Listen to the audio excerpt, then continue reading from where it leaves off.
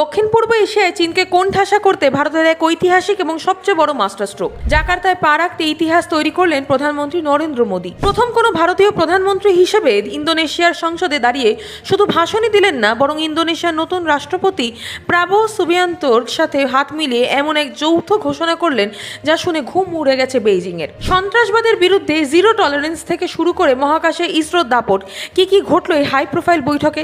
কেন এই চুক্তি ভারতের সুরক্ষার জন্য গেম চেঞ্জার হতে চলেছে? ভৌগোলিক এবং কূটনৈতিক উভয় দিক থেকে ইন্দোনেশিয়া ভারতের অত্যন্ত গুরুত্বপূর্ণ এক প্রতিবেশী।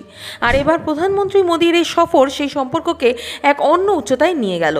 ইন্দোনেশিয়ার সংসদে দাঁড়িয়ে প্রধানমন্ত্রী মোদী দুই দেশের প্রাচীন সাংস্কৃতিক মেলবন্ধনের কথা মনে করিয়ে দেন। দক্ষিণ চীন সাগরে চীনের আগ্রাসন যেভাবে বাড়ছে, সেখানে দাঁড়িয়ে ভারত ও ইন্দোনেশিয়ার এই কাছাকাছি আসা আন্তর্জাতিক রাজনীতিতে এক বিশাল বড় বার্তা। এই বৈঠকের পর যে যৌথ বিবৃতি জারি করা হয়েছে তার সবচেয়ে বড় হাইলাইট হলো সন্ত্রাসবাদের বিরুদ্ধে জিরো টলারেন্স নীতি।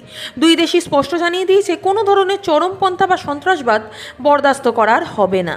কিন্তু এখানেই শেষ নয়। আজকের দিনে যুদ্ধ শুধু সীমান্তে হয় না, হয় ইন্টারনেটেও।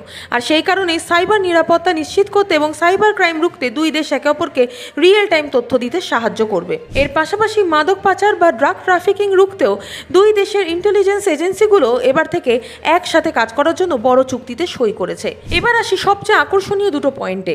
প্রথমটা হলো সমুদ্র সীমা রক্ষা বা মেরিটাইম সিকিউরিটি। ভারত মহাসাগর এবং প্রশান্ত মহাসাগরের সংযোগস্থলে দুই দেশের নৌবাহিনী এবার থেকে যৌথ নজরদারি বাড়াবে, যা পরোক্ষভাবে চীনের নেভিকে চাপে রাখবে। আর দ্বিতীয় ধামাকাটা হলো মহাকাশ গবেষণায়। ভারতের গর্ব ইসরো এবার ইন্দোনেশিয়ার স্যাটেলাইট উৎক্ষেপণে সরাসরি সাহায্য করবে। অর্থাৎ মহাকাশ প্রযুক্তিতে ভারতের যে বিশ্বজোড়া নাম, তা এবার ইন্দোনেশিয়ার মাটিতেও নিজের পতাকা ওড়াবে। এর সাথে সাথে ইন্দোনেশিয়া ভারতের ইউপিআই ডিজিটাল পেমেন্ট ব্যবস্থা চালু করতে এবং ভারতের তৈরি শক্তিশালী ব্রাহ্মোস মিসাইল কিনতেও বড়সড় সম্মতি জানিয়েছেন। এখন প্রশ্ন হলো, এই চুক্তির ফলে ভারতের লাভ কি? ইন্দোনেশিয়া হলো আসিয়ানভুক্ত দেশগুলির মধ্যে অন্যতম শক্তিশালী রাষ্ট্র। ইন্দোনেশিয়ার সাথে ভারতের এই স্ট্র্যাটেজিক পার্টনারশিপ ভারতের অ্যাক্ট ইস্ট পলিসিকে কয়েক গুণ শক্তিশালী করলো। একদিকে ব্রাহ্মোস মিসাইল বিক্রি, অন্যদিকে মহাকাশ ও সমুদ্র সীমায় যৌথ দাপট।